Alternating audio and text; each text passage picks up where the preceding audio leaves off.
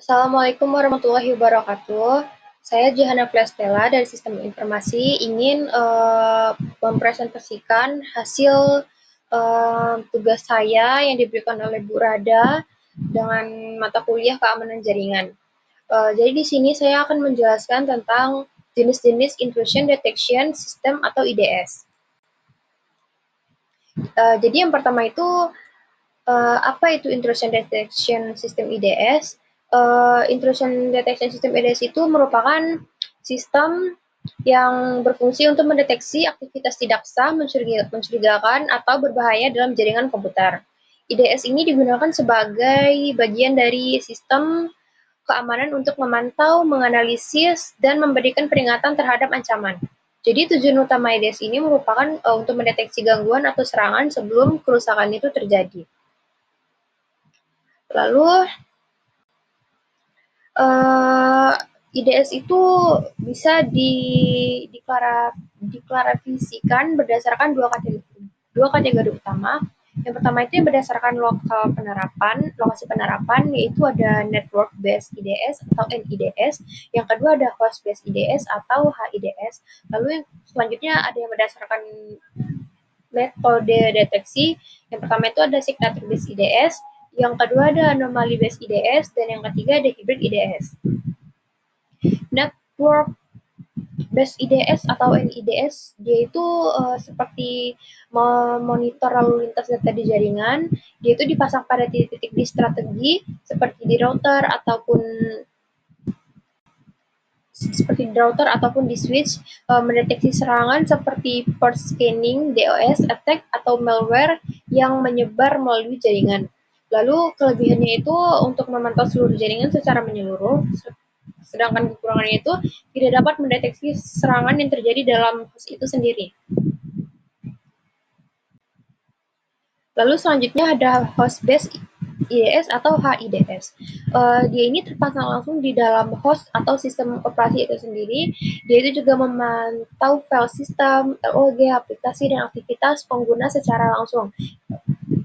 Host based IDS ini tuh lebih cocok untuk mendeteksi perubahan file sistem instalasi malware lokasi, instalasi malware lokal, atau aktivitas pengguna yang tidak sah. Kelebihannya itu lebih detail dan spesifik, sedangkan kekurangannya itu kurang efisien dan harus dipasang di banyak host, jadi agak lebih ribet gitu. Selanjutnya ada Signature Based IDS. Berdasarkan pada signatur serangan yang sudah diketahui, seperti antivirus yang mendeteksi malware berdasarkan database signatur, dia ini lebih efisien dan akurat terhadap serangan yang sudah dikenal. Kelebihan dia itu tingkat false positifnya rendah, sedangkan kalau kekurangan itu tidak bisa mendeteksi serangan baru atau zero day. Selanjutnya ada Anomaly Based IDS. Anomaly Based IDS ini untuk mendeteksi yang menyimpang dari normal menggunakan model statistik atau machine learning. Dia mampu mendeteksi serangan yang belum pernah dikenali sebelumnya. Kelebihannya itu potensial mendeteksi zero day attack, kekurangannya itu rentan menghasilkan false positif tinggi. Lalu selanjutnya ada Hybrid IDS. Hybrid IDS ini merupakan gabungan dari metode signatur dan anomaly based serta penerapan di host networknya itu. Didesain dia ini lebih untuk mengatasi kelemahan dari sistem IDS tunggal. Kelebihan dia itu perlindungannya lebih komprehensif dan fleksibel, sedangkan kekurangannya itu kompleksitas dan biaya investasinya itu lebih tinggi.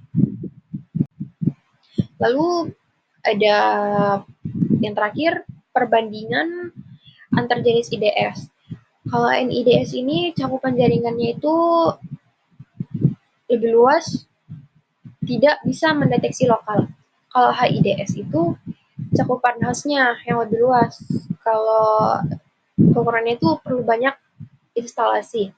Selanjutnya itu ada signature, deteksi dia itu lebih cepat terhadap serangan yang dikenal. Lalu ada anomali itu deteksi serangan barunya dan banyak false positifnya. Lalu hybridnya itu merupakan gabungan metode terbaik. Sekian presentasi dari saya. Jika ada salah, saya mohon maaf dan baik kekurangan. Sekian presentasi dari saya. Saya akhiri dengan wassalamualaikum warahmatullahi wabarakatuh.